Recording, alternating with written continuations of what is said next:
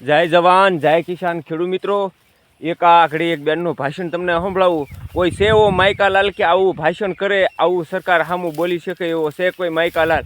ખેડૂત માટે કોઈ બોલે એવો છે? આ બેન કેમ બોલે છે? જો આવું બોલે, આવો સપોર્ટ જનતાને મળતો હોય તો જનતા જાગૃત થાય, નકર કોઈ જનતા જાગૃત ન થાય. દર્શક મિત્રો, પૂરો વિડીયો જોજો. જય જવાન જય કિસાન. કોઈ એક પોલીસ વાળો એવું હોય કે જે હપ્તા ના લીધા હોય અને ફોન ના કર્યો હોય તો એ આવી જાય સામે. સાચા છે એના વિરુદ્ધમાં નથી, પણ ખોટા છે, ખોટા. આજે એક પોલીસ વાળો અહીંયા કોઈ ક્યાં છે એની બધી ખબર છે. આરી નવી મામલાદાર ચાલો અત્યારે આવું હોય તો હાલો મામલાદારની સામે પોઈન્ટ હાલી રહ્યો છે. આરટીઓ સરકાર ભુજનું મિડલ છે, મિડલ. અત્યારે શું થઈ રહ્યું છે કોઈને નહીં ખબર. ગણેશનગર ચોકડી ડિલેક્સ ગલ્લાઓ પછી અમને એમ કહેવામાં આવે છે કે બેન તમને શું તકલીફ છે, બેસી જાઓ. બેસવાના નથી ભાઈ, અમારા છે ને પરિવારો ખોયા છે, પરિવારો.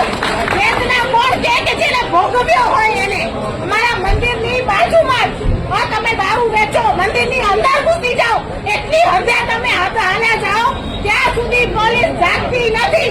તો પોલીસ કરે શું છે ભાઈ?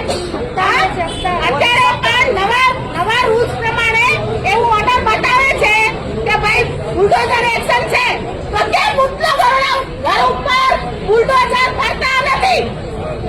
એનો જવાબ આપો. એટલે જેટલા લોકો પોતાનો જીવ હથેળી ઉપર લઈને આવ્યા હોય ને એ રેડ નાખો, નીકળજો. બાકી પોલીસ નો કામ નથી ભાઈ, અહીંથી કહું છું. પોલીસ નો કોઈ કામ નથી. તમારા સાથે બે પોલીસ હાલશે ને તો એની બદલી કરી દેવામાં આવશે, એ હું તમને અહીંથી કહું છું. એટલે જો તમારામાં જીગર હોય ગુજરાતને, ગાંધીના ગુજરાતને નશા મુક્ત કરવાનું, જેમ જિજ્ઞેશભાઈએ કીધું છે, એનું લોહી ઉકળે છે ને, કારણ કે સાચા છે. સંઘવીભાઈ જેમ નથી ને ભાઈ, તમે છો તો પ્રજાને સાંભળો ને. અમે કોઈ પક્ષની વાત નહીં કરીએ, ચલો, પણ તમે પ્રજાને તો સાંભળો. જે મિડલ વાળા છે બધા એરિયા, એમાં જઈને સાંજે જુઓ કે શું હાલત થાય છે. એક બેન એવી નહીં હોય જે કામ ધંધો નહીં કરતી હોય, આખા દિવસ મજૂરી કરે, રાતના એને દારૂ